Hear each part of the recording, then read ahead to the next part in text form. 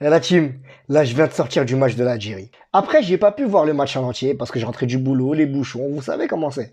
Franchement, j'ai passé un bon moment, j'ai rigolé. Et je vous vois venir. Oui, tu rigoles sur l'Algérie, les hommes. Ah. J'ai pas rigolé sur l'Algérie parce qu'elle est nulle. Bien au contraire, l'Algérie met 4 buts aujourd'hui, avec 4 buteurs différents. L'Algérie, ils sont à 19 buts en 4 matchs. C'est des stats de Shaolin Soccer. Et si on parle du match en lui-même, le peu que j'ai vu en première mi-temps, l'Algérie, ils étaient timides. L'Algérie sont rentrés timidement dans le match. Maintenant, l'Algérie, c'est la crypto. Quand ça monte à l'intensité, ça monte. Et l'Algérie, ce match-là, ils ont déroulé. Ils ont déroulé avec un bon Riyad Mahrez. Riyad Mahrez, passeur décisif et buteur.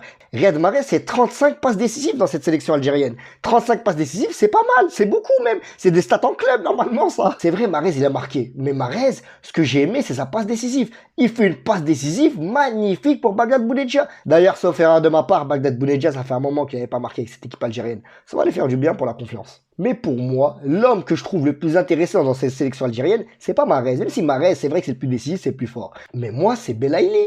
Belaïli, il est incroyable. Belaïli, il est percutant. Il est bon dans le 4-3-3 de Belmadi et également dans le 4-4-2 de Belmadi. Il est bon, Belaïli. C'est un joueur intelligent. C'est un joueur qui peut casser des lignes en dribblant. Il peut casser des lignes en passant. Il sait tout faire. Il est complet. Et il a un coffre physique de malade. 88e minute, il était encore en train d'enchaîner les accélérations et les percussions sur le côté. Il voulait les tuer aujourd'hui, les Nigériens. Belaïli, franchement, c'est un joueur qui est méchant. Mais je vous ai dit, ce match-là, j'ai rigolé. Vous savez pourquoi j'ai rigolé? Parce qu'il y a eu des faits dans ce match qu'on voit peu dans le foot. Déjà, moi, le match précédent, quand Mohamed Fares et Bagdad Bounedjah, ils tentent de mettre un ciseau retourné, combiné, Olivetov. J'étais mort devant ma télé, j'étais hypé. Mais là, ce match-là, c'était le summum. Alors, ce match-là, j'ai commencé à glousser. Quand j'ai vu Bagdad Bounedjah, il s'est blessé. Bon, heureusement, rien de grave au vu des images. Il s'est blessé. Et les porteurs qui étaient censés le porter, déjà, il y en avait 2 derrière et 1 devant. Il est où l'équilibre? Il est où l'équilibre? À mon avis, les porteurs, ils voulaient tous passer à la télé. Ils ont dû se dire, ah, c'est moi, non, c'est moi, laisse-moi porter, c'est moi. Ils se étaient 2 à l'arrière, 1 à l'avant. Bounedjah, il était en billet. Son coup, on aurait dû une équerre. Mais c'est incroyable, déjà, ça. Et il y a un moment où le match, il m'a déconnecté cérébralement. J'ai rigolé, j'en pouvais plus. J'avais les larmes. Vous savez, c'est quand? Et c'est même pas sur un fait de match, c'est grâce aux commentateurs. Parce que la plateforme de l'équipe, ils mettent un commentateur franco-algérien pour commenter le match de l'Algérie. Tu pouvais pas faire autant cocktail explosif. Et le commentateur, il a réglé ses comptes pendant le match. Et c'était agréable à voir, c'était marrant. Il a amené les sujets des binationaux, notamment de Andy Delors. Parce qu'Andy Delors, à quel moment tu choisis ton club plutôt que ta sélection? Et le commentateur, il a réglé ses comptes avec lui. Il a commencé à dire, c'est pas normal, il y a des binationaux, ils sont bloqués par leur club. Andy Delors notamment. Et là, il a commencé à citer. Andy Delors, c'est pas normal. Belmadi, il a fait confiance. Il est parti le chercher. Il n'avait pas d'équipe nationale de base. Le peuple algérien, il lui a donné de l'amour. Il a surnommé Bouzlouf. Bon, Bouzlouf, c'est un plat à base de tête de mouton, si je me trompe pas. C'est un plat algérien. Et il a commencé à l'enchaîner. Et à un moment, il s'est arrêté. Et quand il s'est arrêté, je me dis, bah, vas-y, ça y est, c'est fini. Il a vidé son cœur. Et là, il a lâché une phrase. Et là, il a dit quoi? Il a dit, en plus, Andy Delors, il utilise le peuple algérien, ils vendent des produits amincissants sur Internet. Mais la réalité, tu fais pas. Et là, j'ai rigolé. Ah, franchement, j'ai rigolé. Et c'était une masterclass de mettre un commentateur algérien pour commenter les matchs de l'Algérie. Ça devrait être une norme, parce qu'on rigole quand même devant. Donc là, l'Algérie, elle enchaîne contre le Niger. Elle est première de son groupe, avec une différence de but, mais incroyable. D'ailleurs, ce groupe, il me fait un peu rire. Parce que autant l'Algérie, ils sont à 19 buts, autant Djibouti, c'est l'inverse. Genre, c'est l'alter ego de l'Algérie. Eux, ils sont à 18 buts encaissés. C'est l'inverse, les pauvres. Donc l'Algérie est première de son groupe, mais l'Algérie doit faire attention. Elle doit faire attention parce que elle joue le Burkina Faso. Elle joue une équipe qui peut encore se qualifier. Et il faut faire attention. Sur les derniers sprints finales, il y a beaucoup de grosses équipes qui se font piéger par des petites équipes. Notamment l'Italie. L'Italie en 2018, par exemple. Il faut que les Algériens prennent au sérieux ce match-là. Sinon, ils peuvent se faire piéger. Mais encore une fois, bonne performance de l'Algérie. Bon, j'ai pas encore vu le match du Maroc. Hein, je suis sous pression. Parce que si on gagne, on est qualifié pour les barrages. C'est quand même bien. Du coup, on y va. Qualifié! Le Maroc l'emporte 4-1 contre la Guinée-Conakry et file en barrage. Et j'avais la pression parce que 85% de l'équipe, c'est la même qui a joué les 3 derniers jours. Donc du coup, je me suis dit, mais les joueurs, ils vont être usés physiquement. Et je vous parle même pas de Hakimi. C'est peut-être hors sujet. Bon, pour moi, si. Mais peut-être hors sujet dans la vidéo. Mais Hakimi, il va jouer vendredi en Ligue 1. Pochettino, il va pas hésiter à le mettre. Hein. Il a pas de pitié, lui. Oh mon Dieu. Bon, par contre, c'est dommage, on a mis fin à la série de clean sheet. On aurait peut-être pu dépasser l'Iran, il nous manquait 4 matchs. Mais bon, c'est pas grave. La qualif d'abord. Et le Maroc, durant cette phase de qualif pour les barrages, ils ont un bilan honorable. On est à 14 buts marqués, un but encaissé. Après, c'est vrai que ce match-là, il était moins claquant que les autres. Il était moins brillant que les autres.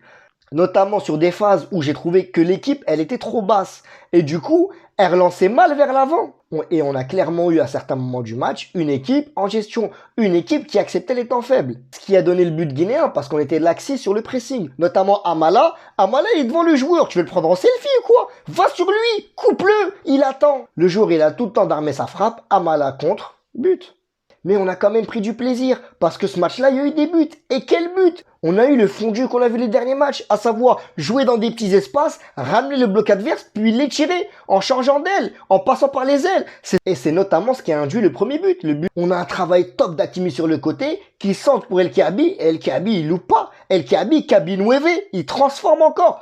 Et El Kaabi, il envoie un message fort à Vaïd, mais encore plus fort à En Nesyri, à savoir qu'il existe une alternative. Et En Nesyri doit avoir ça dans la tête. En Nesyri, il peut plus se permettre d'être nonchalant avec le Maroc. Il peut plus se permettre. Les performances qu'il fait à Séville, l'engagement qu'il met à Séville, la détermination qu'il met à Séville, il doit la mettre pour le Maroc. Après, sur les points qui m'ont beaucoup plu dans ce match, on a tout d'abord Ryan Mahi. Mais Ryan Mahi, il a été très bon dans ce match-là. Il était percutant. Ryan Mahi, c'était une puce. C'était un moustique, ce match-là.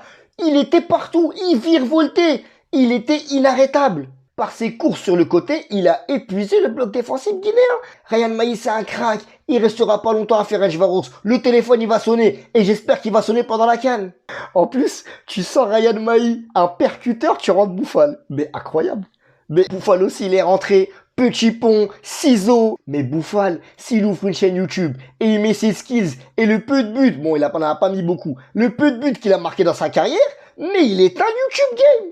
Et là, dans cette équipe, on a des joueurs qui peuvent transpercer des défenses. On a des Ryan Mahi, on a Iliacher, on a Bouffal, on aura peut-être Harit, mais incroyable. Il y a aussi Amala. Amala, il fait un match étrange un peu. Déjà, Amala, il rentre à la place de Barco qui est blessé. Bon, on espère rien de grave. Donc c'est vrai qu'il n'a pas beaucoup de rythme avec cette équipe du Maroc. Mais au début, c'est cataclysmique. Au début, il prend des mauvaises décisions de partout. On dirait un élève pendant une heure de conduite qui fait que se tromper. Mais qui à la fin a le permis. Parce que Amala, il s'est bien rattrapé. Il a été décisif par 2 fois. Donc en vrai, c'est un bon match de Amala, mais un mauvais match tactique. Là, on a dépassé le stade de simple joueur binaire. Là, c'est vraiment dubitatif. Mais bon, il est décisif, tant mieux. Tant mieux pour lui, tant mieux pour nous. À son habitude, j'ai trouvé Romain Saïs très bon également. Très bon, toujours dans son rôle de meneur d'homme, toujours à crier, toujours à donner des conseils, et également solide défensivement. Il a annihilé des actions, Romain Saïs. Romain Saïs, il est vraiment bon. On a vraiment trouvé un central de qualité. Après Mehdi Benassia, c'est l'aubaine de retrouver un central aussi bon. Puisqu'on parle de défense, il y a un latéral qui n'a pas été bon du tout. Bien sûr que c'est pas Hakimi, c'est Al-Karouani. Comme ça qu'il s'appelle, Karouani. Ah, il m'a énervé, lui. Je parle du latéral gauche qui a remplacé Adam Massina. Il a été mauvais de ouf. Il a été à contre-temps. Les actions les plus dangereuses, elles sont passées via des passes derrière son dos. Il se faisait prendre derrière son dos. Et il était fébrile défensivement. Après, j'ai pas cité tous les joueurs. Globalement, l'équipe, elle fait un bon match. Même si elle subit, elle fait un bon match. On a la paire Imran Louza et Sofiane Amrabat qui a été bonne. On a Aguerre qui a été correct défensivement. On a Hakimi qui a été top. Franchement, on prend du plaisir à regarder les matchs du Maroc. C'est pas arrivé depuis longtemps. Et il faut rendre à César ce qui appartient à César. Il faut remercier Coach Vaïd. D'ailleurs, sur l'une de mes premières vidéos du Maroc, je le critique, je le tacle, je lui tire dessus dans la vidéo. Et je vais pas vraiment m'excuser. Pourquoi je vais pas m'excuser? Parce qu'en cette période, le fond de jeu n'était pas bon. Il n'y avait pas de fond de jeu. L'équipe était souvent coupée en deux. Les défenseurs étaient plus décisifs que les attaquants. D'ailleurs, les buts arrivaient que sur coup de pied arrêté. Et ça a changé du tout au tout. Par contre, il faut assumer, c'est vrai. J'étais un des détracteurs sur la décision de Vaïd de ne plus convoquer Ziyech et Mazraoui. Et j'avais tort. J'avais tort, ça marche bien, la mayonnaise elle a pris. Il a créé un collectif au détriment des individualités. Je sais pas s'il va reconvoquer Ziyech, peut-être, peut-être pas. Mais les rapports de force ont changé. On était dans un rapport de force où c'était Vaïd qui devait prouver sans Ziyech, maintenant c'est Ziyech qui doit prouver à Vaïd. Maintenant, il faut pas rester sur ses acquis, il faut quand même chercher la dernière victoire parce qu'il y a un classement. Actuellement, on est cinquième en Afrique et les 5 premiers ne s'affrontent pas. Si l'Égypte gagne et nous on perd, ça peut peut-être modifier ce classement. Et franchement, jouer contre un des favoris pour la qualif, ce serait se racheter des bâtons dans les roues. Vous imaginez, vous, un Maroc-Algérie pour se qualifier en Coupe du Monde? Genre le gagnant prend tout. Vous la sentez la tension d'ici? Mais quand même, j'aimerais bien une Coupe du Monde avec le Maroc et l'Algérie. Voilà la team, j'ai passé une bonne soirée foot, je suis très content. Je vous laisse mes réseaux sociaux sur le côté. Continuez à liker, à partager, à commenter. Continuez à venir me parler sur les réseaux sociaux. Continuez à me parler de football, à partager vos analyses. J'aime bien. Sur ce, je vous dis à très bientôt. Salut.